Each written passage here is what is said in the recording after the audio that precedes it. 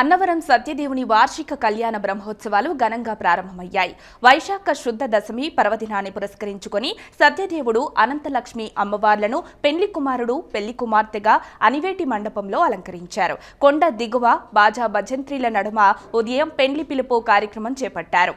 పెండ్లి అనంతరం కొండపై కళామందిరం వద్ద స్వామి అమ్మవార్లకు ఎదుర్కోలు ఉత్సవం నిర్వహించారు. ఈ కార్యక్రమంలో ఆలయ చైర్మన్ రోహిత్, ఈవో రామచంద్ర మోహన్తో పాటు పెద్ద సంఖ్యలో భక్తులు పాల్గొన్నారు.